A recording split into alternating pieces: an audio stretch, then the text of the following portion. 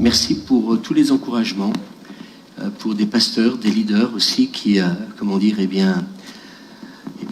téléphonent ou me disent qu'ils nous suivent le dimanche matin et je crois qu'on essaye d'être dans la pensée de Dieu. Alors, nous avons vu dimanche passé qu'on sait prier, mais on ne sait pas toujours crier. Vous vous souvenez, et ce texte d'Ésaïe 58, verset 1er, « Crie à plein gosier, ne te retiens pas, élève ta voix comme une trompette. » Alors, je disais dimanche passé que Dieu n'est pas sourd, bien sûr qu'il entend, mais il semble que cette forme lui permet de nous entendre. Et moi, ce qui m'a interpellé, c'est le fait de prier de cette manière-là, cela nous permet de sortir de nous-mêmes pour le rencontrer.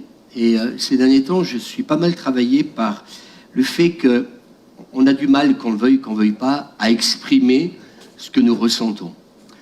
Des fois, c'est des soupirs inexprimables, nous dit la Bible, et c'est pas toujours facile, c'est pas toujours évident, parce que parfois, on est tellement rempli de la présence de Dieu, que effectivement, prier devient difficile. Et puis, il y a des moments, il faut qu'il y ait un cri qui jaillisse. Et je crois que ce matin, Dieu aime ça. Dans l'évangile de Matthieu, chapitre 12, il nous est dit que c'est de l'abondance du cœur que la bouche parle.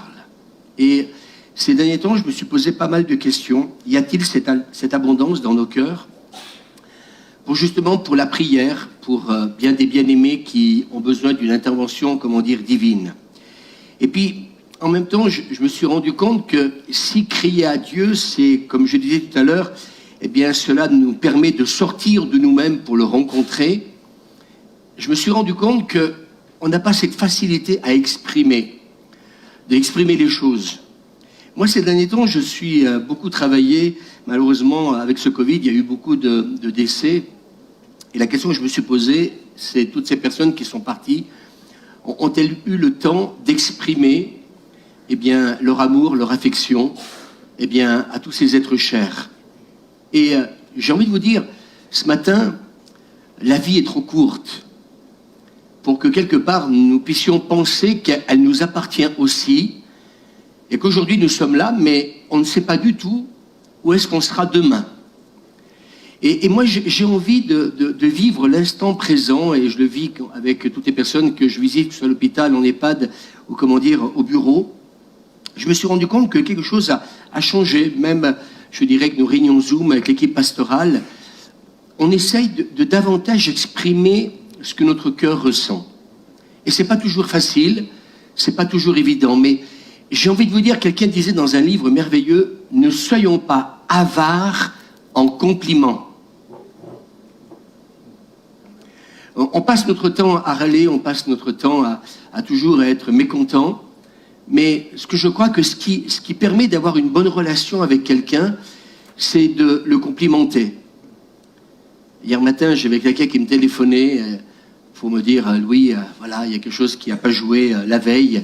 Et je lui ai dit, mais c'est pas grave. Le plus important, c'est pas de tomber, c'est de se relever. Et je crois que parfois, se relever n'est pas toujours facile. Mais je dirais de la même manière qu'un enfant tombe par terre, en tant que parent, qu'est-ce qu'on ferait si un enfant tombe par terre? Je dirais le réflexe qu'on aura, c'est de se lever et d'aller relever cet enfant. Et moi, je crois qu'aujourd'hui, il y a beaucoup de personnes qui ont besoin qu'on leur tende la main, qu'on les relève. Parce que ce matin, on a entendu des cris, on a entendu le cri d'Evelyne par rapport à son fils. Et tu as bien fait. Tu as bien fait de crier, tu as bien fait d'exprimer, ce qu'il y avait dans ton cœur. Peut-être que dans nos églises, on ne permet pas assez ces choses-là. Peut-être que moi aussi, dans le passé, j'étais peut-être pas dans, ce cheminement-là. Mais je me suis rendu compte qu'on a le droit de répandre nos cœurs devant Dieu. Peut-être que quelqu'un l'aurait fait différemment, mais c'est pas ça qui est le plus important. Et moi, j'ai envie de vous dire ce matin, sommes-nous prêts, en fin de compte, quand nous sommes dans la présence de Dieu et quand nous sommes avec les autres, à perdre notre dignité? Hier soir, j'ai passé des heures à préparer le message, et puis ce matin, le Seigneur m'a réveillé de bonne heure, et puis toute la nuit, deux fois, je me suis réveillé, puis je dis, Seigneur, c'est pas ça. Je chantais que le Seigneur me disait, non, c'est pas encore ça qu'il faut que tu prêches. Alors ce matin, je disais à Suzanne, il a fallu que je change un bon quart du message. Et ce matin, je voudrais le partager parce que je crois que c'est important ce que nous sommes en train de vivre ensemble. Alors, sommes-nous prêts à perdre notre dignité? Et je crois que, moi je sais pas, mais ce matin peut-être que tout le monde n'a pas eu l'occasion de s'exprimer. Eh bien, ça sera mieux la prochaine fois encore, bien que ce matin, je dirais que beaucoup sont intervenus. Mais est-ce que vous ressentez la même chose que moi? Il y a quelque chose qui doit sortir de nos entrailles. Oui ou non? Moi, je sens dans mon cœur qu'on n'exprime pas assez les choses. Oui ou non? Et on a besoin de faire attention, surtout en tant que leader. On est là, on a des responsabilités, mais malgré nos responsabilités, nous avons parfois à côté de nous des personnes qui souffrent, des personnes qui ne vont pas bien. Et puis en fin de compte, eh bien, on peut, je dirais, donner une autre orientation à une réunion. Parce que la priorité, c'est pas la réunion, c'est les personnes qui composent. Et les personnes qui sont dans cette réunion et qui ont un besoin. Et moi, je ne sais pas ce matin, mais en ayant entendu le cri de Gérard, de Monique, pour eux-mêmes, pour leur belle-fille, moi, je veux dire, ça m'émeut, ça me touche, ça me bouleverse. Jésus est constamment dans ce bouleversement-là. Ce matin, vous voulez, je dis, je devais prêcher là-dessus, sur les émotions, et je sentais qu'il fallait parler d'autre chose, mais je me suis rendu compte en étudiant que Jésus a des émotions quand Lazare va mourir. Il n'est pas dans l'incrédulité, mais il vient de perdre un ami. Sur le moment, il y a une réaction émotionnelle. Pourtant, quelqu'un pourrait dire, oui, mais il va le ressusciter. Il sait qu'il va le ressusciter. Mais sur le moment, il y a une mort. La mort d'un ami qui a souffert. Et je crois que, j'ai envie de vous dire, et j'ai un peu étudié, je dirais, la notion des émotions, mais une émotion, c'est quelque chose qui peut durer, je dirais, 1 seconde, 5 secondes, 1 minute. Vous êtes d'accord avec moi? Et puis à un moment donné, on passe à autre chose. Eh bien, là, Jésus a eu une émotion. Combien de temps elle a duré, j'en sais rien, mais assez pour le faire pleurer. Et j'ai envie de vous dire, à l'église, ce matin, moi, j'ai pas envie qu'on reprenne. Alors, on peut se réjouir, c'est dimanche prochain. Eh bien, peut-être qu'on peut reprendre une église plus complète. Mais moi, ces derniers temps, je ressens dans mon cœur que nous avons encore besoin de changer, peut-être pas vous, mais moi, dans le fait d'être encore plus chaleureux, d'être plus à l'écoute, comme j'ai tout à l'heure, être plus dans le compliment. On vit dans un monde où je crois que c'est dur le monde du travail. Moi je vous écoute, hein, vous savez, c'est vrai qu'un pasteur travaille que le dimanche, donc c'est vrai que c'est plus facile pour lui, mais je vous écoute et je sais que le monde du travail est devenu, moi j'entends constamment des personnes qui travaillent dans diverses entreprises me dire, mais les gens n'arrêtent pas de se critiquer entre eux. C'est diviser pour mieux régner, quoi, en fin de compte, et qu'est-ce que ça apporte? Rien de plus que simplement, eh bien, des souffrances, des douleurs. Et moi, je crois que ce matin, j'ai envie de dire, j'ai envie de perdre ma dignité en Dieu. J'ai envie de vous dire ce matin, c'est peut-être le moment de se lâcher. Peut-être que, comme je disais, on a de la belle louange dans cette église, on a peut-être des bons messages, mais j'ai envie ce matin de vous dire, peut-être qu'il y a encore quelque chose de bien plus supérieur à ce que nous avons vécu jusqu'à présent. Parce que parfois on a chanté pour dire de chanter, on n'a pas sorti nos tripes, on n'a pas réalisé réellement ce qu'on était en train de chanter. Enfin ce chant, donc je l'ai choisi cette semaine, pour ma part, moi je l'ai trouvé, comment dire, extraordinaire. Parce que ce chant parle, tu es le Dieu des promesses. Amen.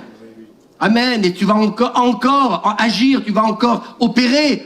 Alors moi j'ai envie de dire ce matin, pas une louange d'une adoration c'est une louange, une adoration qui doit venir d'un cœur passionné. Si nous ne sommes pas passionnés ce matin, je sais pas ce qu'on a envie de dire. Si t'es musicien, arrête de jouer. Si t'es chanteur, eh bien arrête de chanter.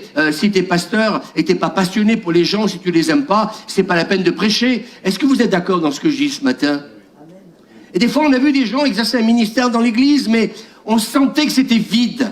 Parce que le cœur est vide. Dans l'abondance du cœur, la bouche parle. Alors, moi j'ai envie de dire, eh bien, il nous faut, et dans ces derniers temps, moi je me pose plein de questions, parce que il nous faut retrouver notre premier amour. Et à ceux qui m'écoutent ce matin, même les membres de l'église, j'ai envie de vous dire, vous savez, plusieurs pasteurs m'ont dit au mois de mars, quand il y a eu le Covid qui a commencé, eh bien, plusieurs pasteurs m'ont dit, mais tu verras, Louis, une fois que le Covid sera parti, eh bien tout le monde, même les chrétiens, ils vont reprendre encore leur vie habituelle. Et puis en fin de compte, eh bien, et puis oui, ben au mois de juillet, au mois d'août, ça a été mieux. Et puis il y a eu une reprise du Covid comme jamais. Et cette fois-ci, il a été plus contagieux, moins mortel, il y a eu moins de morts, mais plus contagieux. Mais la question que je me suis posée, c'est pourquoi en fin de compte, Seigneur, tu permets encore cette deuxième vague? Et je voudrais dire ce matin, attention à la superficialité.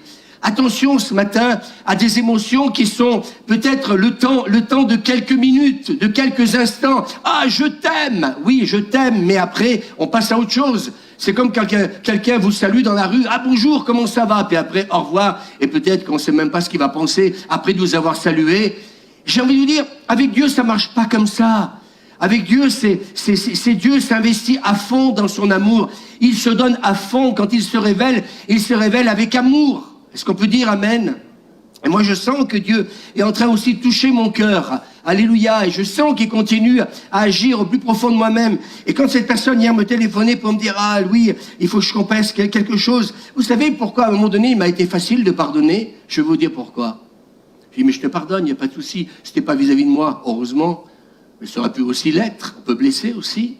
Mais moi, ce qui m'a permis de dire, mais reste pas sur la culpabilité, reste pas sur l'accusation, parce que le diable est l'accusateur des frères. Mais comment ne pouvais-je pas lui pardonner, sachant que moi-même, je suis pas parfait? Et hier matin, quand j'étais en train de dire, mais reste pas là-dessus, ça m'a été plus facile de pardonner, parce que d'un seul coup, je me suis dit, mais Louis, toi-même aussi tu pêches. Toi-même aussi, t'es pas toujours, comment dire, eh bien, dans les commandements du Seigneur. Et ça me fait penser un peu à la femme adultère, quoi. En fin de compte, ils sont tous là pour l'accuser, mais ils oublient eux-mêmes que eux aussi, eh bien, ils ont d'autres péchés. Ah, peut-être que je suis pas un adultère, peut-être, mais peut-être que tu es un alcoolique, peut-être que tu es un drogué, peut-être que tu frappes ta femme, tu frappes peut-être tes enfants, peut-être que tu es un homme colérique, une femme colérique, peut-être que... Vous comprenez ce que je veux dire? Et quelque part, notre propre justice, j'ai presque envie de dire, il ne faut pas la revendiquer. Soyons de ceux qui manifestons la grâce, parce que moi, hier matin, eh bien, j'oublie pas ce que je suis aussi. Je suis enfant de Dieu, mais je suis aussi un pécheur, comme vous l'êtes aussi.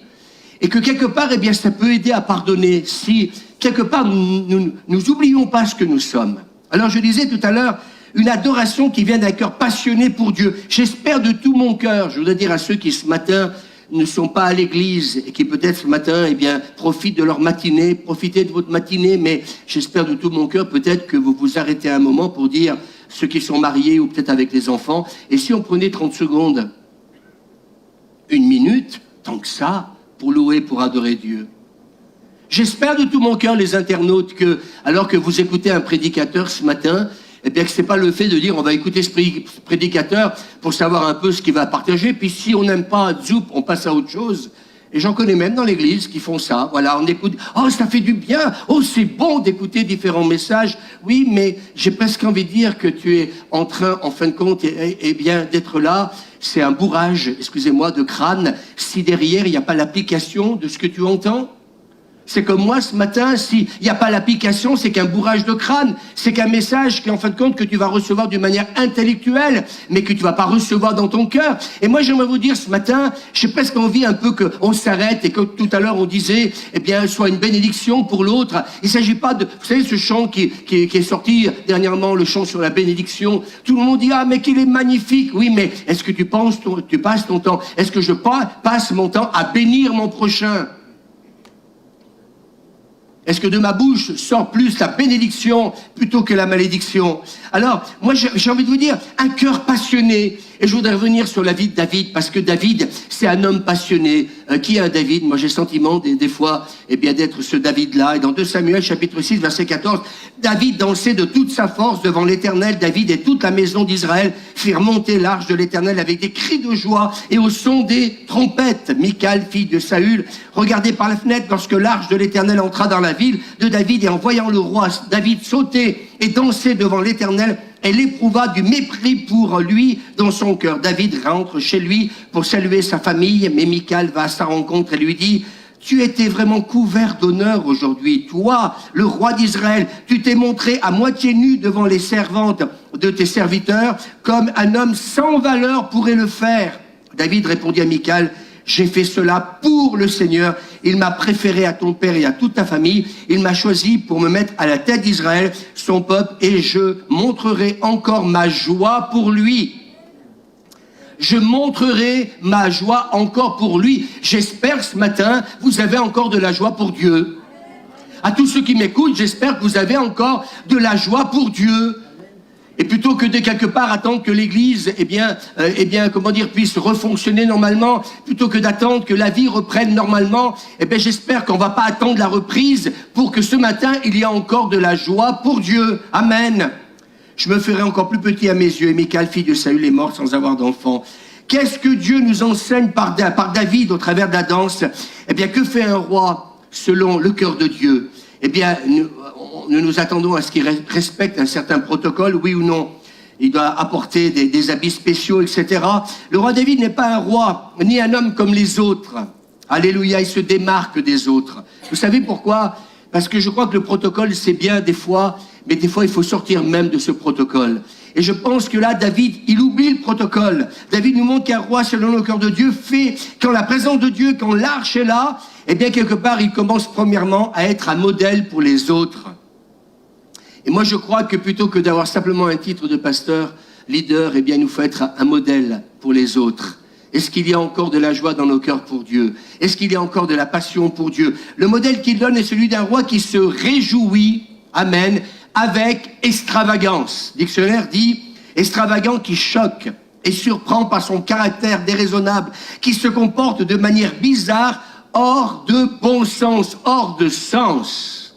Pour un roi, c'est encore beaucoup plus difficile quand on sait qu'il doit respecter, un protocole. Mais j'aimerais vous dire ce matin, quand ça bouillonne. Vous savez, j'ai dit au mois de mars, ce qui est important, c'est être plein de Dieu. Moi, ma remise en question en ce moment, c'est d'arriver à l'église et c'est avoir ce désir d'être plein de Dieu. C'est ça, je dirais, la chose qui est la plus essentielle. Être plein de Dieu, mais c'est aussi être plein d'amour pour lui. On peut dire amen? Et vous savez pourquoi David, il va être extravagant, il va oublier son statut de roi.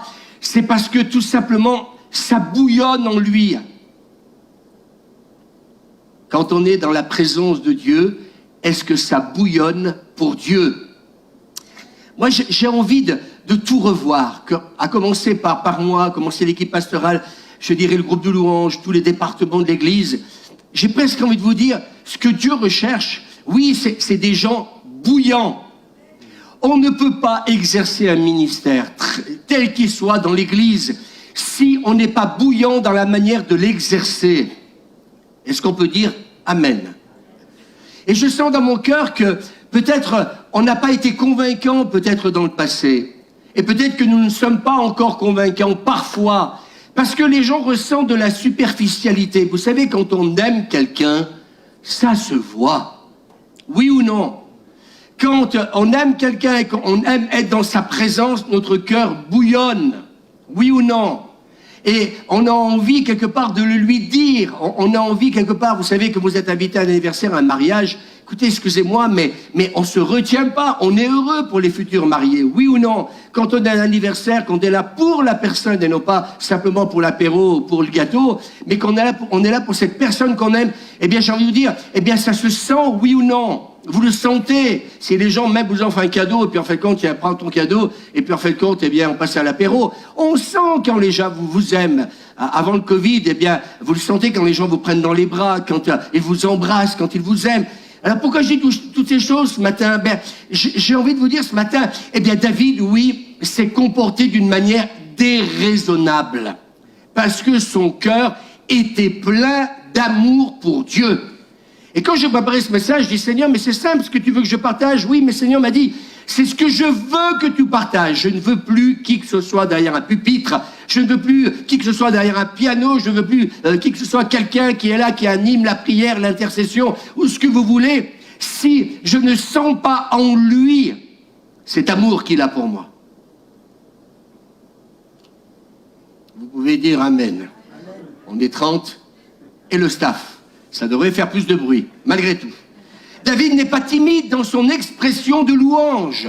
Deuxièmement, écoutez bien, la danse n'est pas une option. La danse fait partie intégrale de son adoration envers Dieu. Est-ce qu'on peut dire amen? La danse fait partie, alléluia, de son adoration envers Dieu. Et des fois, oui, mais moi je danse pas. Oui, mais quand ça chauffe, alléluia, badaboum, comme disait Marcel, quand vous êtes plein de la présence de Dieu, vous calculez pas si vous allez venir à l'église pour danser. Moi, je sais jamais comment je vais me comporter. Vous le savez, vous? À moins que c'est programmé. Et que, à partir de 9h30, à 10h, je vais danser, à 10h15, je vais crier, à 10h30, je rentre à la maison. Ce qui veut dire la prédication, donc voilà. Et ça arrive, ça aussi, dans les églises. Il y a des gens qui viennent que pour la louange et qui viennent pas pour la prédication. C'est terrible quand même. Je me dis, waouh, il y a une sacrée faim de Dieu. Il y a un sacré amour pour la parole.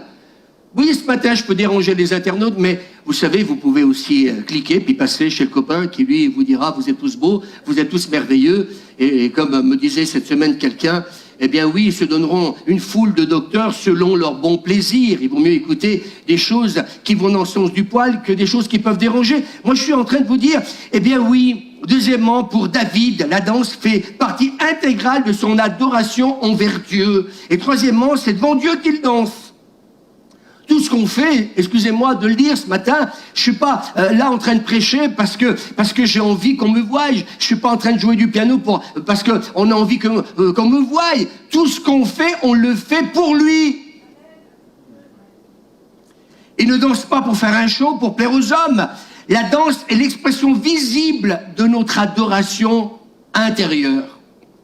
Et moi, quand je vois danser quelqu'un et que je le vois qu'il le fait de tout son cœur, de tout son être, là, je dis, waouh, c'est beau.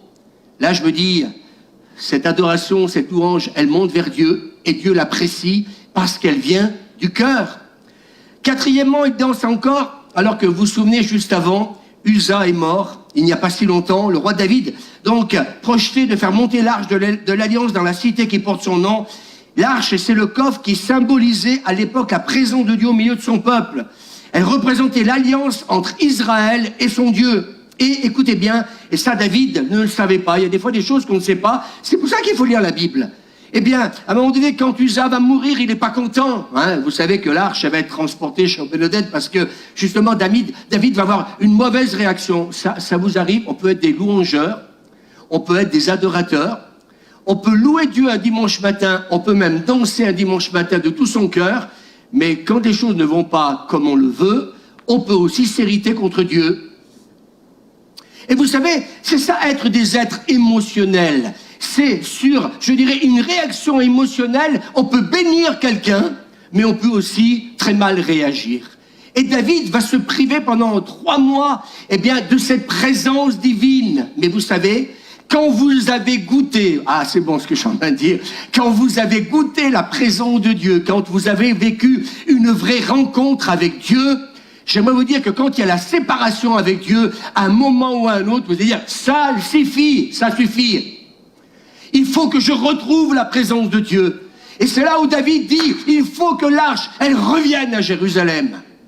Parce que moi, je ne peux pas vivre sans la présence de Dieu. Il y a des prédicateurs, il y a des groupes de louanges, il y a des intercesseurs, il y a des gens qui exercent, des leaders, qui exercent des ministères, mes amis. Ils peuvent prêcher, ils peuvent faire plein de choses. Que la présence de Dieu soit là ou pas là, j'aimerais vous dire que c'est pas ça qui est le plus important avec eux. Le plus important, c'est qu'on soit vu. J'ai envie de vous dire ce matin, David sait ce que c'est que d'être privé de la présence de Dieu. Mais il a mis 3 mois pour digérer la chose.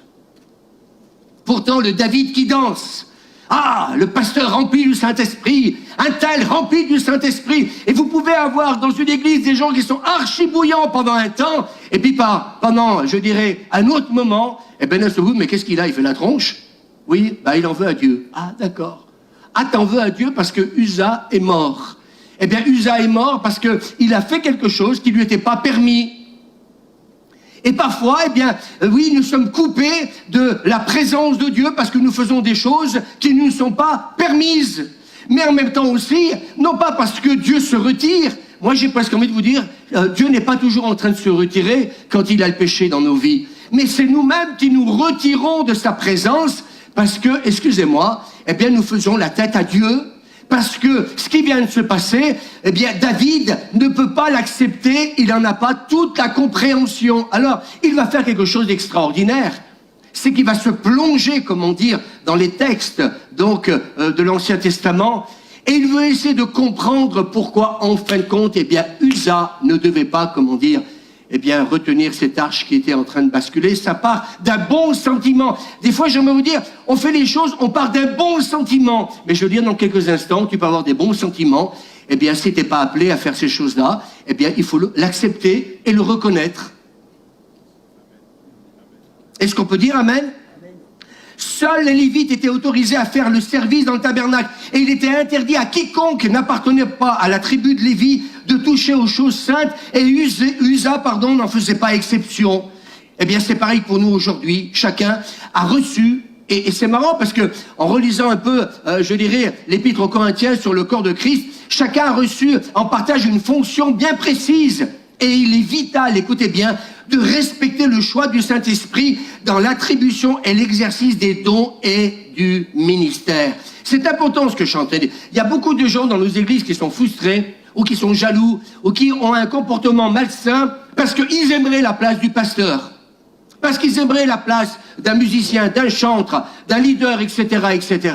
Eh bien, j'aimerais vous dire une chose, de la même manière qu'Uza, n'étant pas un lévite, il n'avait pas à faire ce qu'il a fait, il y a des choses que nous n'avons pas à faire. Mais par contre, nous pouvons prier pour que Dieu nous révèle quel est notre appel, quels sont nos dons. Est-ce qu'on peut dire amen?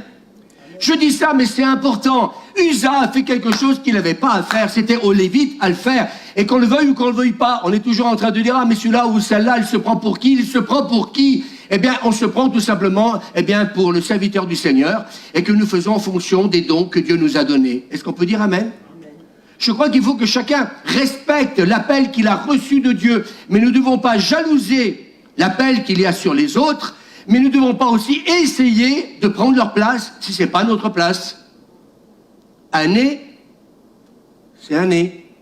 C'est ce que Paul dit quand il parle du corps. Un œil, c'est un œil. Une main, c'est une main. Mais si je suis un nez et que je veux être une main, vous comprenez ce que je veux dire? Je suis en train d'outrepasser, en fin de compte, eh bien, ce que Dieu, a souhaité pour ma vie. Et nous avons besoin de faire attention. Moi, ça m'a beaucoup parlé. Donc, David, il n'a pas arrêté de danser parce que Dieu ne l'a pas approuvé la première fois. Parce que certains pourraient faire la tête à Dieu et pendant des années, plus jamais les revoir à l'église. Oui, mais vous savez, j'ai reçu une prophétie, mais c'est pas encore accompli. Alors on fait la tête à Dieu parce que Dieu a tardé dans l'accomplissement, de la promesse. On en a parlé, ces derniers temps. Mais David n'a pas arrêté de danser parce que quand il a pris conscience que ce qu'il avait fait n'était pas biblique, en somme, eh bien, il a revu sa copie et donc il a bien compris que c'était aux Lévites, donc qui étaient mis à part pour ça, de porter l'arche. Et d'un seul coup, eh bien, la joie est revenue. D'un seul coup, le David, qui, à l'âge de ses 17 ans, déjà avec ses chèvres et tout ce que vous voulez, était un adorateur avec sa lyre, etc. Eh bien, David a retrouvé le chemin de la présence de Dieu. Alors, s'il vous plaît, ce matin, si quelqu'un peut-être a perdu le chemin de la présence de Dieu, tu peux toujours y revenir. Tu peux y revenir par la repentance. Et je pense que David, quand il a compris l'erreur qu'il avait faite, eh bien, j'aimerais vous dire une chose. Eh bien, non, l'arche ne peut plus rester chez Obed-Edom qui était béni, parce que j'aimerais vous dire que tu quittes l'église. Si tu quittes l'église, eh bien, tu fais une erreur monumentale. Si tu quittes la présence de Dieu, tu fais une erreur monumentale, parce que ceux qui restent dans sa présence, ils resteront toujours bénis, eux. C'est très bon ce que je suis en train de dire. C'est pas facile à entendre, mais David a fait une erreur monumentale de laisser l'arche partir chez... tiens, allez, que l'arche elle aille là-bas. Mais attends, tu n'es pas en train de réaliser là, c'est Dieu que tu es en train d'envoyer là-bas. Est-ce que tu réalises que tu es en train de dire à Dieu, en gros, tu peux dégager, il l'a pas dit comme ça, mais en gros, tu peux partir, t'as qu'à aller chez lui. Oui, mais le premier ministre, c'est que dès que l'arche est arrivée là-bas, bénédiction. Dès que tu loues, dès que tu es un adorateur, dès que tu aimes le Seigneur, dès que tu es passionné, dès que tu es fidèle à sa parole, dès que tu viens dans sa présence, tu es béni. Pourquoi tu es béni? Parce que tu fais simplement sa volonté. Quand les gens disent, mais moi j'ai pas besoin d'aller à l'église, mais c'est pas biblique. Relisez les versets bibliques et vous verrez qu'ils étaient ensemble. Vous verrez que mes amis n'abandonnaient pas, vos rassemblements. On a besoin de se rassembler, on est un corps. Je suis pas une jambe dans un congélateur. Tu peux conserver ma jambe si tu veux, mais elle sera morte. Mais ce qui va lui donner la vie à ma jambe, c'est si elle est reliée à tout un corps, où le sang va circuler de partout. Et je pense que certains, comme David, parce que quelque part, eh bien, ils ont peut-être des fois interprété les choses à leur manière, avec leur compréhension, mais oubliant que, en fin de compte, le fondement, c'est pas ce que je crois, le fondement, c'est la parole de Dieu. Le fondement, c'est la parole de Dieu. C'est pas ce que tu penses, David, c'est pas ce que tu crois, c'est pas peut-être, je dirais, la compréhension, pardon, des choses que tu penses avoir compris qui est important, c'est ce que la parole de Dieu déclare, la Bible. Est-ce qu'on peut dire amen? Alors il n'a pas arrêté de danser, même si Dieu l'a pas approuvé la première fois, il sait, il reconnaît, comment dire, son erreur. Eh ben oui, son horreur aussi. Il danse envers et contre tout. Amen. Et peut-être que le psaume 34, je bénirai l'Éternel en tout temps. Eh bien, peut-être que c'était clair. Cinquièmement, David danse, et ce n'est pas une danse en douceur, mais c'est une danse de toute sa force. Tiens, le pasteur a parlé dimanche passé que crier, c'est pas un péché.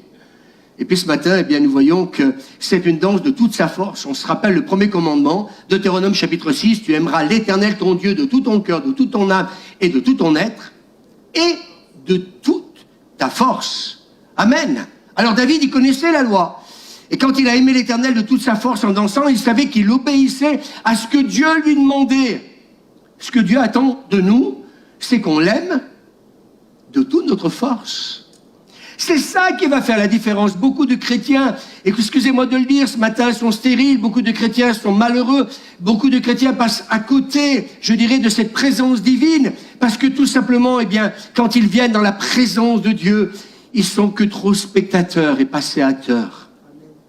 Et moi, je voudrais vous dire ce matin, vous voulez vivre une vie de plénitude avec Dieu, eh bien, s'il vous plaît, ne soyons pas spectateurs. Et si ce texte nous dit, ce qui est agréable à Dieu, tu aimeras l'Éternel ton Dieu de tout ton cœur, de toute ton âme, de tout ton être et de toute ta force, Dieu s'en fout, excusez-moi de le dire ce matin, à quelle église tu appartiens. Waouh, je vais pas me faire des amis, hein. Ça veut dire que tu es en train de renier que tu es un chrétien évangélique protestant. Ben, je suis en train de vous dire, c'est pas ça qui est important pour Dieu. C'est que tu l'aimes de tout ton cœur, de toute ton âme, de tout ton être, et de toute ta force, et de toute ta force, et de toute ta force. Amen. Et il savait qu'en dansant de toute sa force devant Dieu, il était en train d'obéir à ce que Dieu lui demandait. Donc il ne peut pas y avoir une louange, une adoration dans la passivité. Amen. Quand je dis ça, je ne vais pas me faire des amis, mais j'en ai. Par la grâce de Dieu, j'en ai un qui est déjà au ciel. Être l'ami de Dieu, c'est déjà tellement important. Pas vrai? Eh oui. Moïse, c'était l'ami de Dieu. Et d'autres aussi. Mais on en a aussi sur la terre. Hier soir, on avait Gilliane qui vous salue d'ailleurs.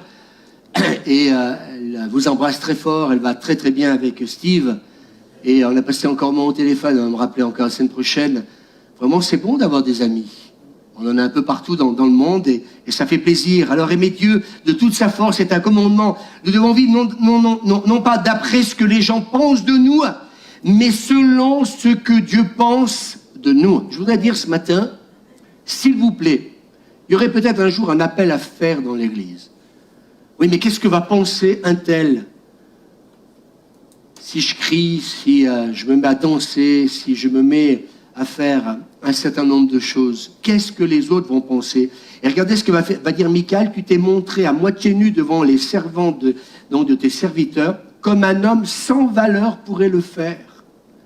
David répond à Michal, j'ai fait cela pour le Seigneur. Et peut-être que pour certains, vous n'aurez peut-être pas de la valeur, ils vont peut-être vous juger, vous critiquer dans la manière de louer, d'adorer le Seigneur. Mais j'aimerais vous dire ce matin, vous avez un homme devant vous, je n'ai pas dit un pasteur, qui s'en balance. J'aime mon Dieu. Nous sommes dans une église où nous acceptons tout. Est-ce qu'on peut dire amen? Ou presque tout. Mais parce que, moi, j'aimerais vous dire, je regarde le cœur de la personne. S'il y a quelqu'un qui fait ce qu'elle fait dans le but de se faire voir, j'ai presque envie de lui dire, va te... On va voir ailleurs si j'y suis. Mais si elle le fait vraiment pour être vue du Seigneur, parce qu'elle est dans l'abondance du cœur, parce qu'elle a compris que adorer Dieu, c'est l'adorer de toute sa force. Je vous pose une question. Ça ne pourrait pas changer encore nos rassemblements? Si tout le monde arrivait ici en courant, bien sûr que pour quelqu'un qui arrive en retard à l'église, je ne vais pas me faire des amis ce matin, mais honnêtement, quand quelque chose vous fait plaisir, vous arrivez en retard. Si vous payez une place de cinéma 1 euro et que vous aimez ce film parce qu'on vous en a parlé, vous allez arriver 1/4 d'heure en retard. Et là, nous sommes en train de parler d'une louange et une adoration que nous allons, avoir de toute notre force. Je peux comprendre que ça peut être difficile de rester 2h30 à un rassemblement. Je peux comprendre qu'on puisse arriver en retard. Vous savez, quand il n'y a pas le cœur, on pourrait arriver à 10h et repartir à 11h. Ça pourrait satisfaire la personne si elle n'est pas là pour lui. Mais si je l'aime, je compte plus. On est trop calculateur. Et David ne fait pas partie de cela. Je vous rappelle son statut. J'ai jamais vu jusqu'à présent un président ou un roi se lâcher. Vous en avez vu, vous? Le protocole est tellement important. Mais s'il devait se lâcher, je pense que les journalistes du monde entier se feraient une joie d'en parler. Oui ou non? Alors moi, j'ai décidé de mettre tout ça à la poubelle parce que comme David, j'ai compris que nous le faisons pour le Seigneur. Et j'ai envie de vous dire, même si ta louange, ta prière, ton adoration est totalement différente de la personne qui est à côté de toi, parce que la personne qui est à côté de toi, eh bien écoutez, excusez-moi, mais c'est une personne qui est différente de toi, eh bien on n'a pas à juger l'expression de son être entier devant Dieu. Est-ce qu'on peut dire amen? Mais si tu as envie de courir un dimanche matin avec un drapeau, fais-le. Qui c'est qui a envie de le faire ce matin? Il y a quelqu'un? Personne. De toute ta force. Et les gens, quand je dis ça, me disent, oui, mais toi, tu es différent, c'est pour ça que tu fais tout ça. Non, je suis en train de vous lire, c'est un fondement biblique, c'est un commandement. Et quand je préparais ce message, j'ai envie de dire à ceux qui sont toujours là, qui sont tellement gentils sur leur chaise, eh bien, vous êtes en train, excusez-moi, de ne pas pratiquer un commandement du Seigneur. Deutéronome, c'est la parole de Dieu. Ça vous dérange? Vous savez pourquoi? Parce que si vous n'avez pas l'habitude d'exprimer vos sentiments, vos émotions à quelqu'un, eh bien, écoutez, ça sera peut-être aussi difficile de le faire à celui qui nous aime. J'ai appris à exprimer les choses. Et ces derniers temps, encore plus que hier. À chaque fois que j'ai quelqu'un au téléphone, j'ai du plaisir à dire à cette personne, eh bien, écoute, je suis content de t'avoir au téléphone. Et puis, j'ai appris aussi souvent à dire maintenant, plus encore qu'avant, je t'aime. Ah bon? Faire attention, hein, pasteur, si vous dites ça à une sœur dans l'église, il y a quelqu'un qui va rigoler, au fond. Si je dis ça à la sœur Pauline, par exemple, je rigole parce qu'il y a quelqu'un qui est venu dans notre église dernièrement en disant, voilà, on dit frères et sœurs ici. Je lui dis, la réponse que vous savez que j'ai trouvé à lui donner, c'est, à ma naissance, on m'a donné un prénom. Vous savez, ça c'est une parole de sagesse des fois. Vous savez, vous avez intérêt à prier pour que Dieu vous en donne, parce qu'il ne faut pas dire n'importe quoi. Je dis, mais moi, quand j'étais petit, eh bien, on m'a donné un prénom. C'est Louis. C'est pas ma mère, quand elle m'a mis au monde, bonjour frère. Elle aurait pu rajouter, bonjour frère Louis, puisque j'étais appelé Louis. Et je me suis rendu compte, et j'ai dit à cette personne, alors quelle réponse lui donner? Tiens, c'est marrant, je sors un peu, mais c'est pas grave. Je lui ai dit, autre temps, autre mœurs. Du temps de l'apôtre Paul, les épîtres, oui, ils s'adressent à des frères, ils s'adressent à des sœurs, mais à l'époque, aujourd'hui, le monde a changé. Et je pense que le fait de s'adresser à quelqu'un en lui donnant son prénom, vous ne croyez pas que c'est plus chaleureux quand même? Par contre, ça veut pas dire que pour ma part, Pauline n'est pas une vraie sœur en Christ. Elle est en Christ. Mais en même temps, j'ai presque envie de dire, le fait de l'appeler par son prénom, pour moi, eh bien, me permet déjà d'avoir une relation, une communion qui est beaucoup plus chaleureuse. Oui ou non? Alors, oui, comme un homme sans valeur pourrait le faire, eh bien, j'ai peut-être plus de valeur à tes yeux, Michael, mais j'en ai aux yeux de Dieu. Parce que ce commandement, je veux l'appliquer avec toute ma force, je louerai et j'adorerai le Seigneur. Alors, sachant répondre nos cœurs pour Dieu, et je crois que c'est important, et c'est ce que j'avais envie dans cette première partie de dire ce matin à l'Église. Qui veut observer ce commandement?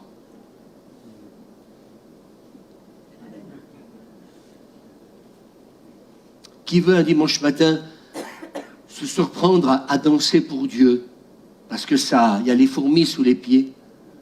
Qui veut un dimanche matin crier sa joie ou crier sa douleur devant Dieu? Qui veut un dimanche matin dire à quelqu'un, oui, on respecte les gestes barrières, dire, je l'ai fait ce matin à quelqu'un que j'aime beaucoup, oui, c'est vrai, je lui ai dit, je t'aime. Cette personne est témoin. Et puis la personne m'a dit, tu peux lire encore une fois? Je me suis dit, bon sang de bonsoir, il ne s'est pas lavé les oreilles ce matin ou quoi? Non, je plaisante. Et je lui ai redit une deuxième fois. Je lui ai dit, par contre, si tu me le redemandes une troisième fois, là, ça paye. Il ne faut quand même pas exagérer, quand même. L'amour ne peut pas toujours être gratuit, il ne faut quand même pas abuser, quand même, profiter de la situation. On peut plaisanter? Il faut plaisanter. L'humour fait partie, je crois, du royaume de Dieu. L'humour de Jésus, c'est de donner encore du vin à un mariage alors qu'il n'y en a plus. Ça, c'est l'humour de Dieu. En fin de compte, avec Dieu, c'est toujours l'abondance, c'est toujours donner plus. Oui, mais bon, ils ont assez bu. Peut-être. Et peut-être qu'ils vont davantage danser. Parce qu'ils seront davantage pleins. Mais pleins de Dieu. Et moi, ce matin, c'est ce que je voudrais dire. Alors, souvenez-vous de la prière, Jacques chapitre 5, verset 17, nous lisons qu'Élie pria avec instance pour qu'il ne pleuve point, et il ne tomba pas de pluie sur la terre. On peut dire amen? Il pria avec instance. Il pria de nouveau pour qu'il pleuve, et le ciel donna de la pluie. Élie ne pria pas, j'ai dit dimanche passé, de manière générale, mais il pria, souvenez-vous, pour quelque chose de spécifique. Qui a prié cette semaine d'une manière spécifique? Moi, j'ai prié d'une manière spécifique, je n'ai pas encore eu mon exaucement. Mais, la promesse, elle tarde. Et j'ai dit au Seigneur, puisque tu as voulu que je sois précis, eh bien, j'aurai ce que je t'ai demandé. J'ai demandé au Seigneur de recevoir samedi quelque chose. Normalement, c'était impossible, c'était plus demain. Puis j'ai dit, non, je ne vais pas passer ce week-end sans ça, j'en ai besoin maintenant. Eh bien, écoutez, la personne a bien fait son travail, je l'ai reçu hier matin. J'ai dit, alléluia, soyons précis. Mais je ne vais pas demander un sandwich dans ma boîte aux lettres. Je vais demander une coque, non pas un œuf. Parce qu'avec la coque, vous pouvez manger un œuf. Mais je vais demander, oui, t'en as une. D'accord. Ah oui, d'accord. Bon, Nicole, tu nous invites à midi. Jacques va dire, donc nous confirme que les prières ferventes sont efficaces. Est-ce qu'on peut dire, Ahmed, dis à ton voisin, prier avec instance, elles sont efficaces. Vous voyez, les prières ferventes. Je suis en train de vous dire, il faut sortir de notre bulle. Moi, je sens dans mon cœur que le Seigneur veut qu'on exprime davantage ce qu'il y a là dans nos entrailles. Peut-être que ce matin, certains vont dire, mais c'est simple ce que tu dis, mais je suis en train de vous lire la Bible. Les prières ferventes sont efficaces. Celui qui garde les commandements de Dieu et les prières conformes à la volonté de Dieu sont très efficaces et elles deviennent des prières puissantes. On peut dire amen. Jacques nous parle de l'efficacité de la prière. Quand nous prions pour les autres, ce matin, est-ce que vous croyez que nos prières ont été efficaces? Quelqu'un a dit, Jacques chapitre 5, verset 16, « Priez les uns pour les autres afin que vous soyez guéris. » Ce texte m'a fait du bien. Je crois que dans la guérison, il doit se passer davantage de choses. Augustin, au nom de Jésus, on prie pour toi, pour que tu sois guéri. Frédéric, nous prions pour toi. Nadine, nous prions pour toi. Amen. Sylvie, Monique, Gérard, Josette, et tous ceux que nous aimons, nous prions pour vous, nous prions les uns pour les autres, afin que vous soyez guéris. La prière fervente du juste a une grande efficacité. La prière fervente du juste a une grande efficacité. Dimanche prochain, j'ai une bonne nouvelle à vous annoncer. On sera tellement nombreux à prier d'une manière fervente qu'on va commencer le culte à 5 heures du matin. Parce que entre ceux qui seront au Zoom et ceux qui seront là, excusez-moi, mais il va y avoir une sorte de bataille rangée au micro. Tout le monde voudra prier. Et puis on dira, à la Cité de Lumière, il y a eu une division. Comment elle a commencé? Les gens étaient tellement passionnés, fervents, qu'ils se sont arrachés le micro. Je rigole, mais ça devrait se passer comme ça. J'ai envie de vous dire, mais est-ce qu'on se prépare? Oui, mais je me suis préparé à 8 heures du matin. Ah, d'accord. Moi, je sais pas, on n'a pas le même réveil, parce que moi, Seigneur, ne me réveille pas à 8 heures du matin. On n'a pas le même réveil. Mais ça ne fait pas de moi quelqu'un, comment dire, mal luné, que je me lève à 5 heures du matin ou que je me lève à... Vous comprenez ce que je veux dire? Je crois, c'est cette recherche de Dieu, de sa présence. Moi, j'ai besoin de son inspiration, surtout quand, ce matin, cette nuit, le Seigneur m'a dit, non, il faut que tu enlèves un quart du message, là, c'est pas ça, je veux que tu dises, ah bon, merci. Hier soir, j'ai passé l'après-midi, je dis, Seigneur Jésus, on y passe des heures. Je dis, merci Seigneur, et puis tu râles pas. Comme David. Tu me la fais pas, celle-là. Mais je dis ça parce que j'entends bien souvent les chrétiens avoir des réactions vis-à-vis de Dieu qui l'attristent. Le pasteur est attristé. Non, c'est lui que vous attristez. Que je le sois, c'est autre chose. Mais n'oubliez pas que attrister Dieu, c'est prendre le risque de nous priver de sa présence. La prière fervente du juste a une grande efficacité. Evelyne, nous avons prié pour la guérison de Frédéric. La prière fervente. Tu as bien fait de répondre ton cœur ce matin. Est-ce qu'on peut dire Amen? Est-ce que ce matin, nous étions derrière Evelyne? Est-ce que nous avons été derrière Gérard, etc., etc. Parce que si, quelque part, eh bien, en priant les uns pour les autres, on est guéri, la prière fervente du juste a une grande efficacité. Moi, je sais pas, mais moi, j'étais là-bas. C'est vrai qu'avec ce Covid, ces gestes de barrière, ça m'énerve. Parce que j'avais envie de venir à côté de toi, Evelyne. Je pensais que quelques-uns le feraient à 2 mètres, à 1 mètre. Je dis ça parce que nous sommes lents, à réagir. Et quand quelqu'un est dans une prière fervente, parce que nous voulons la guérison, dimanche passé, on a prié pour un jeune garçon qui s'est fait mordre par un chien. Écoutez, il y a eu un miracle. On peut dire Amen? La prière fervente du juste a une grande efficacité. Et ça a été plus que positif. On peut dire Amen? Eh bien, j'ai envie de vous dire ce matin, on peut respecter les gestes barrières, mais rien que le fait d'être à côté de quelqu'un, c'est lui faire comprendre qu'on est avec lui. Je voudrais vous dire, il faut que nos rassemblements changent. Oui, mais un tel pleure pour son fils, et puis un autre est en train de se réjouir parce qu'il a gagné 1 million d'euros. Bien sûr que celui qui a gagné 1 million d'euros, il va danser toute sa force. Puis il y en a quelqu'un d'autre qui pleure parce que la belle-fille est gravement malade d'un cancer et qui peut décéder d'un moment ou un autre. La vraie question, c'est comment réagissons-nous? On ne peut pas se réjouir avec ceux qui se réjouissent. On ne peut pas pleurer avec ceux qui pleurent. Alors moi, je vais dire quelque chose, merci Seigneur, me le donner par le Saint-Esprit. Si à ce moment-là, tu es rempli de joie pour une personne qui a vécu une très grande bénédiction, je prends l'exemple de Diane. J'ai presque envie de dire,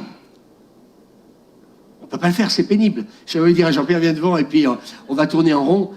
Mais j'ai envie de dire, mais réjouissons-nous. Et puis à un moment donné, quelqu'un est rempli de joie pour la réponse de la prière du juste fervente qui a amené Diane à vivre un miracle. Même les chirurgiens ont été étonnés. Enfin, le chien l'a mordu, lui a arraché les lèvres. Non, mais c'était franchement, le miracle, déjà cette semaine, il mange, avec des points, etc. Il mange. Oui, la prière fervente du juste a une grande efficacité. Mais j'ai dit la prière fervente. Je suis en train de dire, eh bien, dansons avec Jean-Pierre. Et peut-être que quelqu'un, lui, aura envie de danser. Alors, et puis peut-être que quelqu'un aura envie de pleurer avec Evelyne. Et plutôt de dire à l'église, pleurons avec Evelyne. Excusez-moi dans ce que je vais dire, Evelyne, mais peut-être que certains, eux, seront remplis du Saint-Esprit pour se réjouir pour Diane. C'est très bon ce que je suis en train de dire. Des fois, on a dit à l'église, allez, pleurons, hein. Ben, j'ai presque envie de vous dire que j'ai vu le Saint-Esprit, moi, des fois, tomber dans une église, et puis les gens riaient dans l'esprit, alors que d'autres pleuraient parce qu'ils vivaient par un moment difficile. Si c'est la prière du cœur, si c'est la joie qui vient du Saint-Esprit, j'ai presque envie de vous dire, ne pleurez pas quand le Saint-Esprit est en train de vous réjouir pour la bénédiction de quelqu'un. Mais par contre, si, eh bien, vous sentez l'Esprit de Dieu vous remplir d'amour et de compassion pour Evelyne, pour son fils, donc Frédéric, eh bien, j'ai presque à vous dire, ne mélangez pas les deux. Je vais où, pasteur? Je vais pleurer ou je vais rire? J'ai envie de te dire, va là où le Saint-Esprit va te remplir. C'est très bon ce que je suis en train de dire. Dans nos églises, j'aimerais vous dire une chose, je suis dans une remise en question totale. On a fait faire des fois des choses à des gens qui étaient à contre-courant parce qu'on est parti d'une bonne intention. Nos émotions étaient là, on voulait se réjouir pour le gamin et puis en même temps, eh bien, c'est difficile de se réjouir aussi pour Frédéric. Eh bien, peut-être que, je sais pas, vous êtes d'accord les leaders, j'ai presque envie de dire, eh bien, allons vers ceux qui pleurent quand Dieu nous donne de la compassion pour ceux qui pleurent. Et puis allons nous réjouir aussi pour celui qui est en train de vivre une sacrée bénédiction. Parce que ça voudrait dire que sinon, tous les dimanches matins, on va pleurer. Parce que tous les dimanches matins, les gens que nous accueillons dans nos églises, excusez-moi, il y a le deuil, il y a la maladie, il y a tout ça. C'est plus des cultes. C'est des enterrements. Et puis, si tu es conducteur de louanges, et que tu sais en plus, moi en tant que pasteur, c'est très compliqué, parce que moi, tous les dimanches matins, je connais, en fait, compte, eh bien, qui passe par un moment difficile ou pas. Donc, qu'est-ce que je fais? Louis rigole intérieurement. La joie du Seigneur est ma force. Alors je dois rigoler intérieurement parce que si je rigole trop face à quelqu'un qui passe par le deuil, face à quelqu'un qui passe par la maladie, vous voulez, je vous dis, à un moment donné, j'ai un cœur qui est archi partagé. Puis Dieu dit, eh bien, selon ce que je vais te faire ressentir, exprime ton abondance ou ta compassion.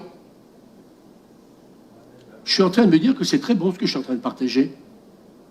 Et que c'est biblique en même temps. Pleurez avec ceux qui pleurent, réjouissez-vous avec ceux qui se réjouissent. Peut-être que j'avais jamais compris ce verset. Et j'ai presque envie de dire à des conducteurs de louanges, cool, joue, chante, selon ce que l'Esprit mettra sur ton cœur.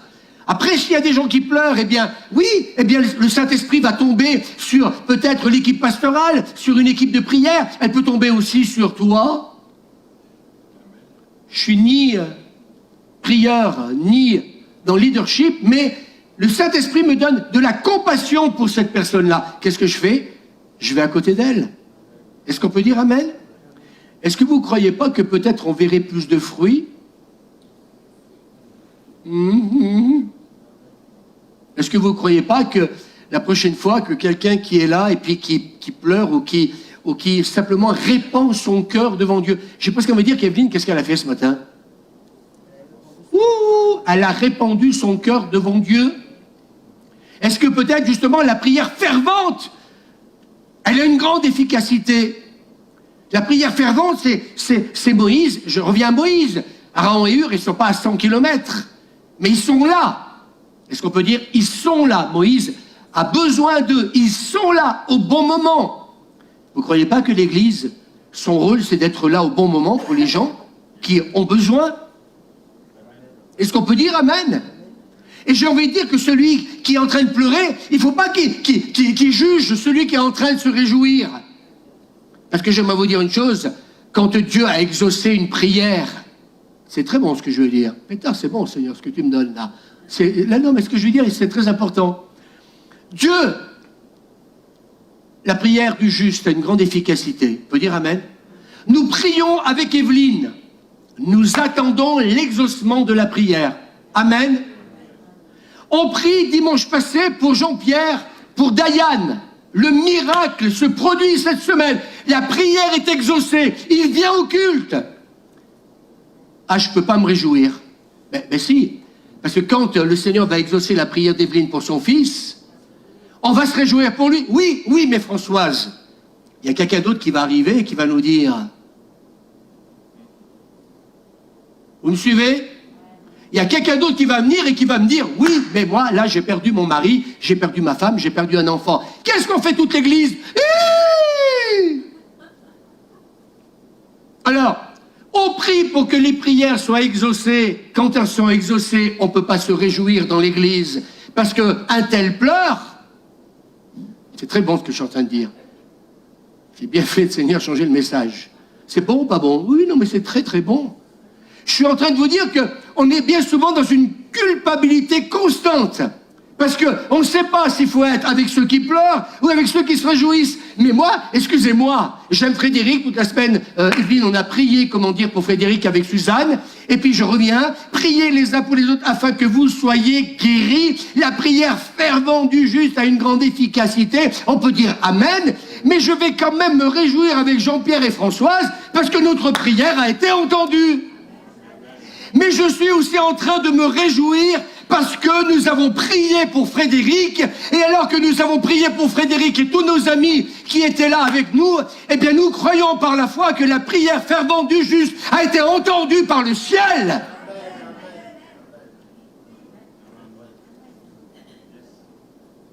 Alors, Evelyne, je pleure, et puis en même temps, je les entends louer, je les entends adorer. On a prié, on a supplié, on a intercédé. Eh bien, je vais rejoindre ceux qui sont en train de louer et adorer, parce que je crois que la prière fervente du juste, amen, prier les uns pour les autres afin que vous soyez guéris, eh bien, elle a été entendue par le ciel. Et j'attends, comme pour Diane, la réponse à la prière. Waouh! C'est de la dynamite ce matin. Est-ce qu'on peut dire amen?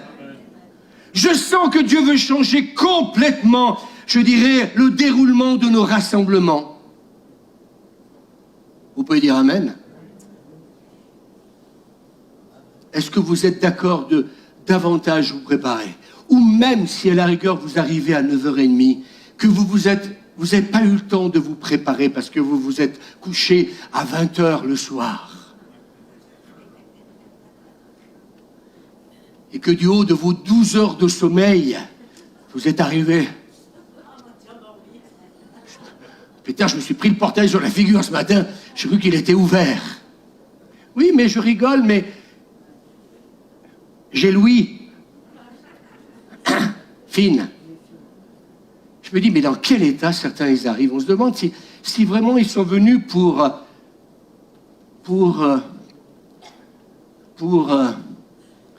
Deutéronome.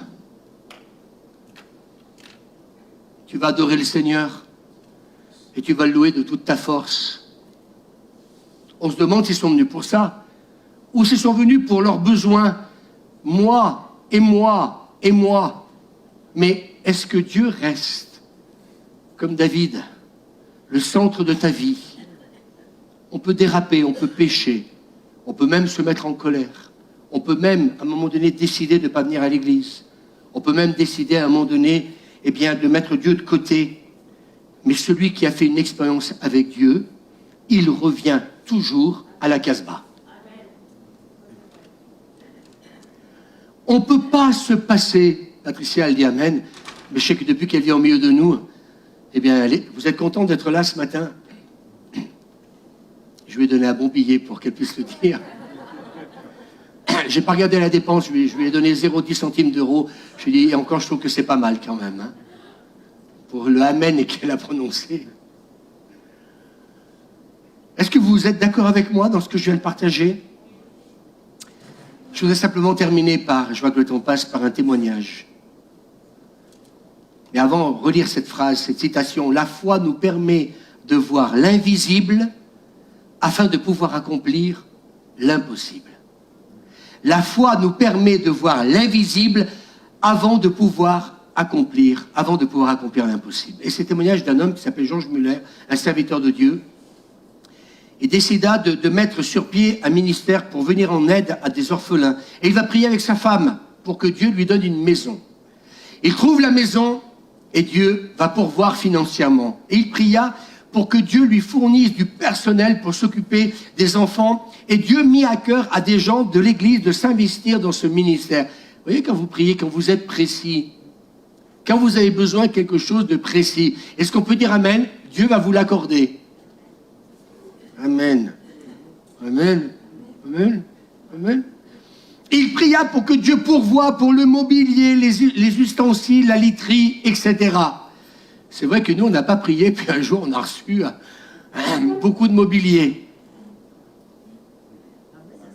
Des fois, vous priez et vous obtenez. Et des fois, vous ne priez pas et vous obtenez quand même. Dieu est un Dieu de bénédiction. Et donc le Seigneur va lui donner tout ça. Le jour de l'ouverture donc de cet orphelinat arriva et avec assurance il se dirigea vers la maison, ouvrit la porte de celle-ci, salua le personnel et s'assit dans son bureau attendant avec impatience les premières inscriptions de ses orphelins. Les minutes puis les heures passèrent sans que personne ne se présente à son bureau pour inscrire un seul enfant. Découragé, il retourne à la maison pour raconter donc à sa femme sa triste journée. Ils parcoururent ensemble tout ce qu'ils avaient demandé à Dieu.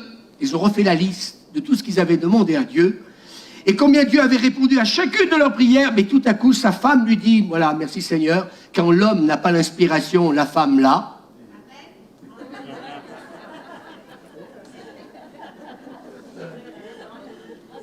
Et quand ça ne va pas dans le couple, c'est l'expiration pour le mari. Bon, allez, amen, Élie. Tout à coup, sa femme lui dit, Georges, nous avons prié, et Dieu nous a tout donné. Amen. Mais nous avons oublié de prier pour qu'il nous envoie des enfants. Mais, vous voulez que je vous dise? Voilà. Sans perdre un seul instant, ils se mirent tous les deux à genoux, et là, ils demandèrent à Dieu de leur envoyer le nombre d'enfants que la maison pouvait contenir. Le lendemain matin, alors qu'ils ouvraient la porte de la maison était remplie à pleine capacité. Est-ce qu'on peut dire Amen? Allez jusqu'au bout. Allons jusqu'au bout de ce que nous demandons au Seigneur d'une manière précise. Moi, ça me parle ces derniers temps, parce que la bénédiction que j'ai eue samedi matin, eh bien, pour moi, c'est pas le fruit du hasard. Maintenant, avec Suzanne, on attend une autre bénédiction. Enfin, pour elle, c'est moins important. Mais j'ai dit au Seigneur, je lâcherai rien. Amen. On les a. Dieu avait aussi répondu à la prière de Georges Muller de lui envoyer donc des enfants. Amen. Jacques nous rappelle que notre prière est agissante et d'une grande efficacité. Amen.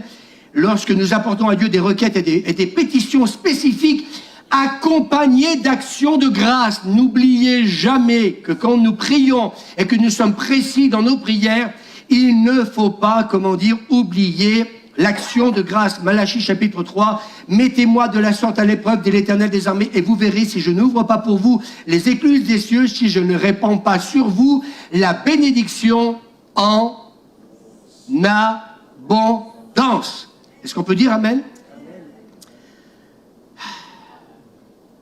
Vous me laissez encore 5 minutes, je vais vous donner un dernier témoignage, il est trop bon. J'y vais directement à ce témoignage. Il m'a fait un bien énorme. Donc, et cette histoire, écoutez, je vais être franc avec vous, je ne vais pas vous mener en bateau, parce que ça se passe sur un paquebot. Donc, le capitaine d'un paquebot racontait à des amis une aventure qu'il avait vécue avec un passager, alors que son bateau était complètement paralysé par un épais brouillard au large des côtes de Terre-Neuve. Le capitaine se trouvait sur le pont lorsqu'il fut dérangé par quelqu'un, mince, dans ce bateau, quelqu'un qui était pénible, qui était là, c'est un chrétien, mince. Les chrétiens sont pénibles alors. Et donc le chrétien vient le déranger, donc pour lui taper sur l'épaule, il se retourna pour apercevoir un de ses passagers. Ce passager, c'était Georges Muller aussi. Capitaine, je dois vous dire que je dois être à Québec samedi après-midi. Absolument. Tant et aussi longtemps que nous serons immobilisés par cet épais brouillard, dit le capitaine, il sera impossible de naviguer et encore moins de penser être à Québec samedi après-midi. Oh mince. Oh, on a le Covid. Oh attendons que ça se passe. Hein. Oh, il y a le brouillard. Attendons que ça se passe. Vous voulez que je dise, je me suis rendu compte ces derniers temps qu'on n'a pas toujours le réflexe de dire « et si on priait ?» Non mais je suis sincère avec vous. Ces derniers temps, je me suis rendu compte, j'ai des gens qui sont passés me voir, donc en entretien, etc. Et puis à un moment donné au téléphone, et puis d'avoir raccroché, puis dire mais Louis, pourquoi tu n'as pas prié avec cette personne? De toute façon, j'ai pas dit qu'il faut tomber dans la Gertrude, dans l'habitude. Hein. Mais je me suis dit, mais là, tu aurais peut-être pu prier avec cette personne. Donc, le capitaine dit qu'il serait impossible de naviguer, encore moins de penser être à Québec samedi après-midi. Oui, mais là, il y avait un chrétien qui était fervent. Il y avait un chrétien qui, lui, on ne va pas lui raconter la Marseillaise, eh bien, c'est un homme de foi. Élie pria, plus de pluie. Élie pria, et la pluie est arrivée. Il est resté précis. Le capitaine crut qu'il se trouvait en présence d'un fou. Connaissez-vous l'épaisseur de ce brouillard? Pardon, lui demanda-t-il. Non, répondit Muller, je ne garde pas mes yeux fixés sur la densité du brouillard. N'ayez pas les yeux fixés que sur ce Covid. Est-ce qu'on peut dire amen? Je ne garde pas mes yeux fixés sur la densité du brouillard, mais sur la puissance de Dieu vivant qui contrôle chaque circonstance et de ma vie et qui a la puissance nécessaire pour chasser ce brouillard. C'est pas beau, ça? Moi, je dis, Seigneur, mais mets-nous à côté de nous, Seigneur, encore plus de chrétiens de cette trempe-là. Mangeons et buvons, j'ai une bonne nouvelle à vous annoncer, car demain nous mourassons. Voilà ce qu'il avait. Il avait que ça à dire. Ah vraiment, vous avez un frère, une sœur dans l'église, mais quand il parle au micro, ah mais vous sortez encouragés. Tellement encouragés qu'on risque de se retrouver entre quatre planches et prendre toutes les saletés qu'il peut y avoir dans le monde. Non, il répond, connaissez-vous l'épaisseur de ce brouillard, lui, capitaine? Non, je ne garde pas mes yeux fixés sur la densité du brouillard. J'ai envie de dire aux internautes, à vous dire ce matin, ne gardez pas vos yeux fixés sur ce Covid. Vous pourriez dire amen. Changer de Kelton, changer de direction. Mais sur la puissance du Dieu vivant. Est-ce qu'on peut dire amen? Mais sur la puissance du Dieu vivant, dis-le à ton voisin, mais sur la puissance du Dieu vivant. Si des internautes sont malades du Covid, eh bien gardez vos yeux fixés sur la puissance du Dieu vivant, qui contrôle chaque circonstance de ma vie et qui a la puissance nécessaire pour chasser ce brouillard. Une fois dans la cabine, Muller s'agenouilla et pria ainsi, Seigneur, je sais que c'est ta volonté que je prêche ta parole à Québec samedi après-midi, parce que c'est toi qui m'envoies. Pétard, j'ai dit que c'est bon ça. Ça vous fait du bien si un jour vous avez un rendez-vous quelque part et que vous savez que c'est Dieu qui vous envoie là-bas. Eh bien écoutez, si vous n'allez pas en bateau, vous irez en sous-marin, mais Dieu vous donnera un cheval, un âne, ce que vous voulez, mais il vous donnera le moyen pour y aller. Est-ce qu'on peut dire amen? Alors il prie, c'est toi qui as voulu que je sois à Québec. Il est rempli de foi, oui ou non? Oui. C'est pas merveilleux? Ah mais pourtant il y a le brouillard. Regarde pas le brouillard. Fais en sorte que ce brouillard disparaisse, écoutez bien, dans les 5 prochaines minutes. Ah, j'ai cru qu'il fallait prier toute l'après-midi. Non. Dans 5 minutes, Seigneur, il faut que ce brouillard ait disparu. Le capitaine, touché par les paroles de Muller, dit de lui, j'avais l'impression que j'étais en présence d'un enfant de 5 ans. Je voulus à mon tour me mettre à genoux pour prier, capitaine, pas beau, mais il me mit la main sur l'épaule en me disant, capitaine, ne priez pas. Pourquoi? Premièrement, vous n'avez pas la foi que Dieu va répondre à votre prière. Ah mais, vous savez, moi, vous savez, attention, pasteur, je suis susceptible, hein, alors quand vous me parlez, passez la crème et la double crème. Si vous voulez de la chantilly, je peux vous en faire autant que vous voulez. Ah là, les amens, ils sortent, hein, là. Capitaine, ne priez pas. Premièrement, vous n'avez pas la foi que Dieu va répondre à votre prière. Et deuxièmement, il est trop tard. Montons sur le pont. Le Seigneur a déjà répondu à ma prière. Alléluia. Pourquoi je parle de ça? Parce que je sens dans mon esprit qu'il y a des choses qui commencent à me monter à la moutarde. On voit des chrétiens dans l'église tomber malades, gna gna, et puis on ne peut pas réagir autrement que ce qu'on a fait jusqu'à présent. Ne croyez-vous pas que la foi au milieu de nous pourrait être quelque chose d'utile? Priez avec ferveur, avec efficacité, d'une manière précise. Ne croyez-vous pas que ça pourrait faire la différence? Et je me suis posé la question ces derniers temps, mais pourquoi nos prières ne sont pas toujours exaucées alors que si vous priez les uns pour les autres, vous allez être guéris? Oui, mais prier de toute ta force, danser de toute ta force, c'est pas encore ta tasse de thé. Ta passion pour Dieu, elle est tellement encore au minimum que tant qu'elle ne sera pas au maximum, eh bien, tu risques d'attendre peut-être longtemps, peut-être la bénédiction. Je me fais pas des amis, mais je signe. Louis Lombardo, c'est la parole de Dieu que je prêche ce matin. Ils montèrent effectivement sur le pont pour constater que le brouillard, je suis dans le brouillard moi aussi, avait complètement disparu. 5 minutes. Et le temps que les gens râlent, le temps que les chrétiens râlent, le temps que les chrétiens sont dans l'incrédulité, le temps que l'on constate le brouillard, le Covid, et que certains pasteurs se projettent en 2021 et qui me fatiguent quand je les entends, j'ai presque envie de dire comme cet homme qui a dit au capitaine, c'est plus la peine de prier, j'ai été exaucé. C'est pas la peine de prier avec toi, je veux pas prier avec toi parce que ton incrédulité m'insupporte. Et j'aimerais vous dire qu'il y a des moments dans la Bible, eh bien Jésus a fait sortir certaines personnes, il dit que Pierre ou Paul ont fait sortir certaines personnes parce qu'elles produisaient de l'incrédulité. Et quand vous êtes eh bien prêt à croire à un miracle, eh bien soit vous êtes tout seul et vous priez et vous croyez dans ce miracle, soit vous attrapez quelqu'un qui croit dans le miracle et vous priez avec et vous voyez le miracle s'accomplir. Non pas dans 4 mois, et ce matin quand je priais à côté, non pas dans 4 mois la moisson, mais maintenant, alléluia. Et moi je sens dans l'esprit, c'est pour ça que je prêche en ce moment, je sens dans l'esprit que le Seigneur veut dire quelque chose à son pasteur, à sa femme, à l'équipe pastorale et à l'église. C'est le moment de sortir nos entrailles.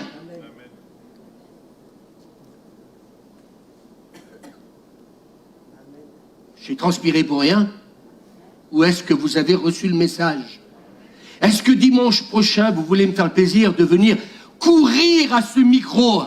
Est-ce que vous repartez joyeux de ne pas être venu prier? Il n'y avait peut-être pas assez de prières ce matin. C'est vrai qu'il y a un Frédéric, il est bien malade, Sylvie est bien malade.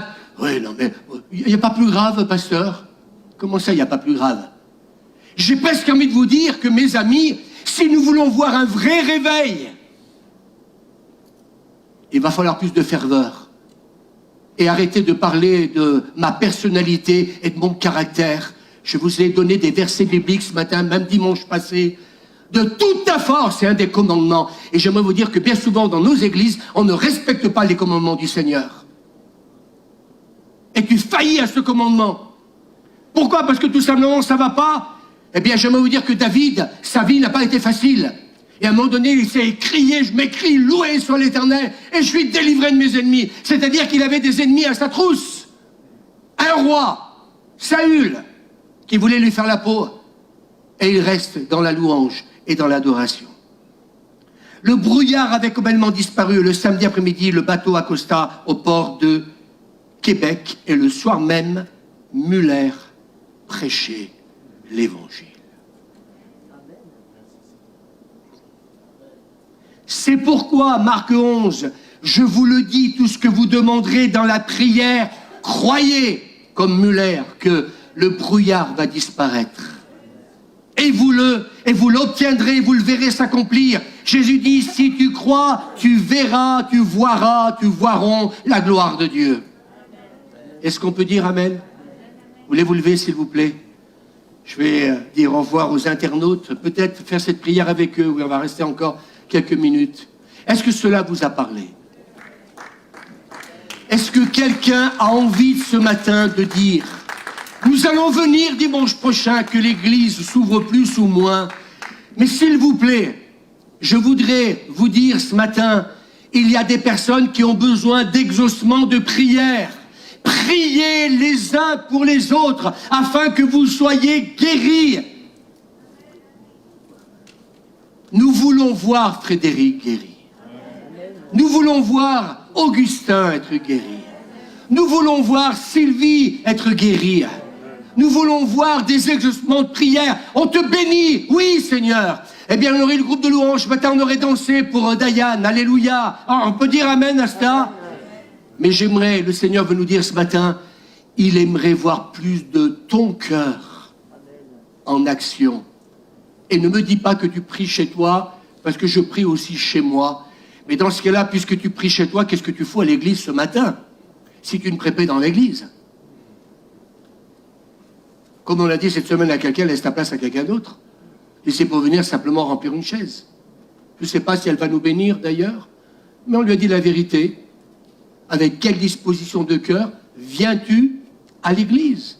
Alors j'espère que dimanche prochain, on va fermer la porte à clé, Patrick, à 9h30. Et puis dès qu'on va ouvrir la porte, vous allez courir. Ça, non? À des concerts et le reste, vous voyez pas les gens... non? Ça ne m'est jamais arrivé? Quand il y a les soldes. Quand il y a les soldes. Ah là, pour les soldes, on sait courir, mais pour Dieu, oh, ce dimanche matin... Je vais venir faire ma petite louange, hein. Je suis leader de louange, oh, ma petite prédication, ma petite prière, et puis je vais prier pour un tel, et puis on va rentrer à la maison bien gentiment. Dieu s'en fout de tout ça. Tu veux continuer à vivre ça? Moi j'ai dit au Seigneur, écoutez-moi bien, j'ai dit au Seigneur, je veux sortir de ma coquille. Je veux une explosion. Ce matin, Alain, tu m'as fait plaisir, Alain, son chaise. Tu m'as fait plaisir. J'ai cru que j'en tombais à la renverse. Je dis, c'est le temps des miracles. On peut l'applaudir, parce que je veux l'encourager. Et j'ai voulu aller le toucher. C'est bien lui.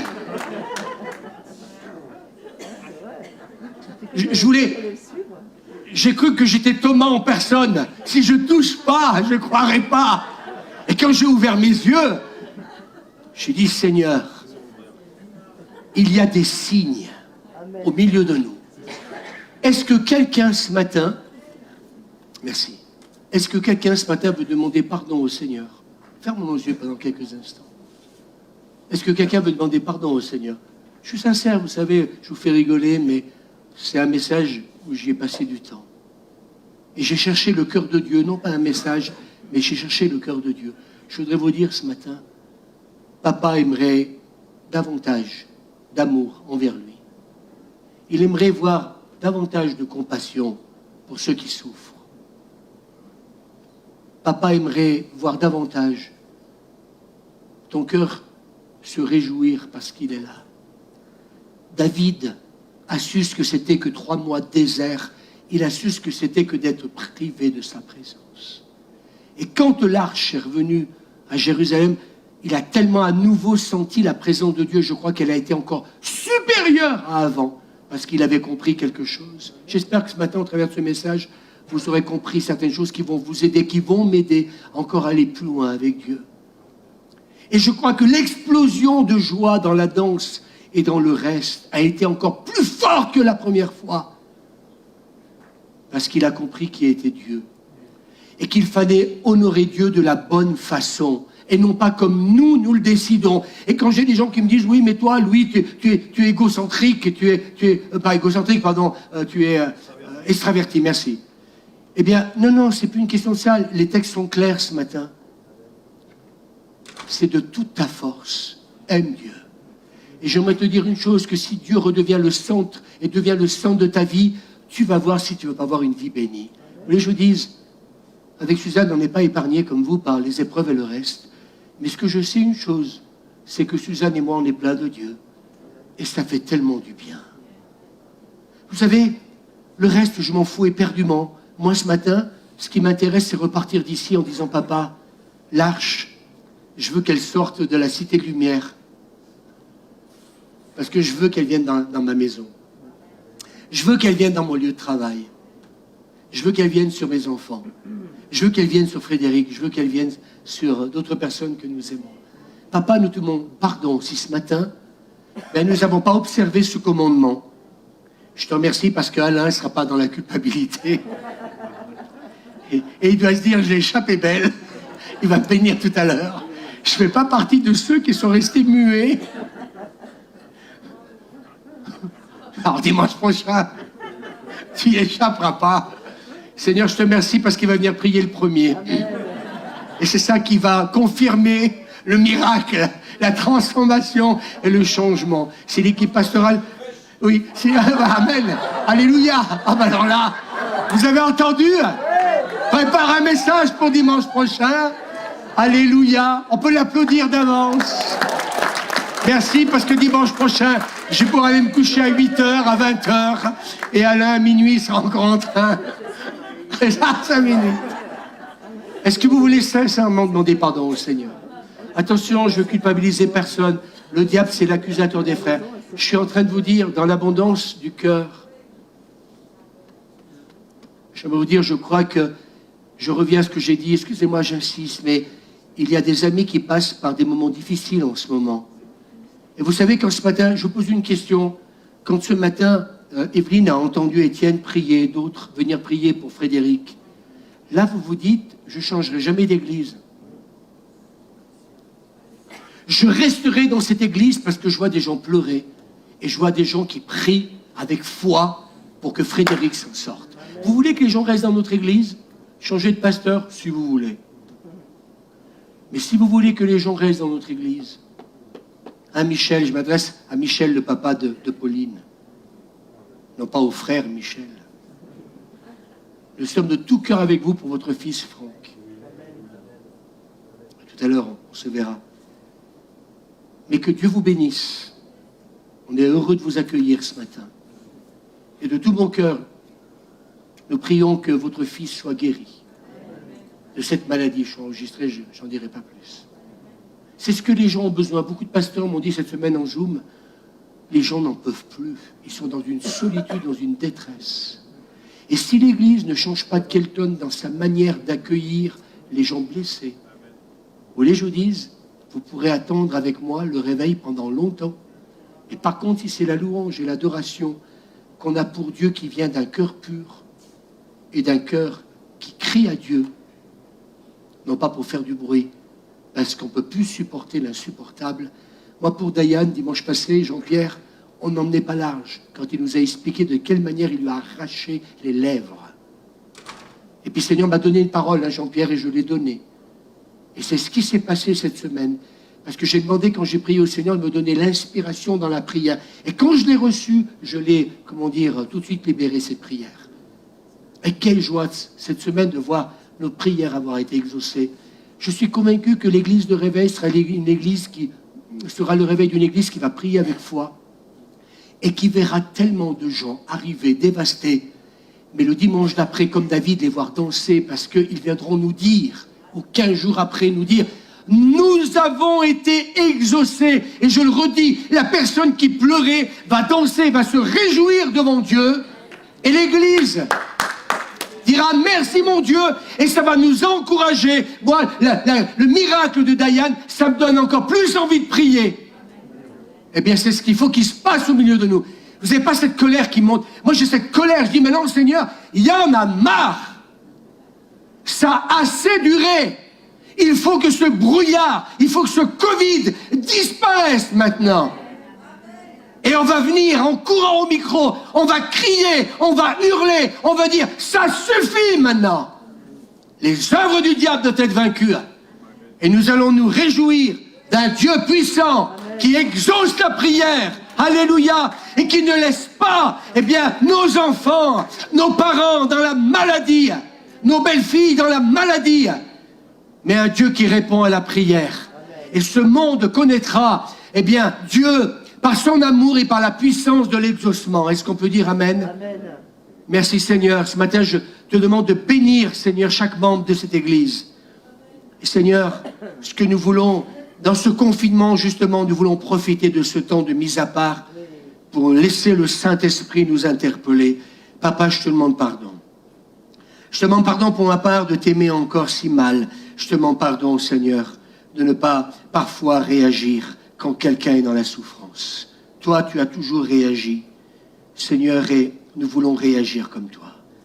Non pas parce qu'il faut le faire, parce qu'on a un titre dans l'Église, mais nous voulons que la compassion du Christ, de ton Fils, touche nos entrailles. Nous voulons, Saint-Esprit, te demander de répandre l'amour du Père dans nos cœurs. Et ce matin, nous voulons bénir Evelyne, nous voulons bénir Ingrid. Amen. Nous voulons bénir toutes les personnes que nous avons citées, où Étienne a prié les uns après les autres. Et que vous puissiez expérimenter, alléluia, l'exaucement de la prière pour tous ces bien-aimés que nous avons apportés devant le trône. Seigneur, s'il te plaît, que dimanche prochain encore, Seigneur mon Dieu, ce culte soit totalement différent. Et nous viendrons, Seigneur, pour t'adorer avec toute notre force. Nous viendrons, Seigneur, crier. Nous viendrons aussi nous réjouir pour les prières qui auront été exaucées à cause de la prière de ce matin. Seigneur, je bénis, Seigneur, toutes celles et ceux qui sont là ce matin. Je bénis tous les membres de notre Église qui nous écoutent ce matin, qui ont un besoin particulier. Je te bénis pour tous les internautes, Seigneur, de France et d'ailleurs. Que Dieu vous bénisse et de tout mon cœur. J'espère que ce message vous a béni, qu'il vous a permis de retrouver l'amour pour notre Dieu, qu'il vous a renouvelé dans la foi, dans les promesses de Dieu, et que nous puissions comprendre que c'est dans l'unité, ensemble, que nous verrons la gloire de Dieu. Seigneur, on te remercie et nous nous bénissons mutuellement et nous te rendons grâce. Seigneur, nous voulons dire au revoir à tous les internautes et vous dire à dimanche prochain. Soyez bénis, passez une bonne semaine. Amen.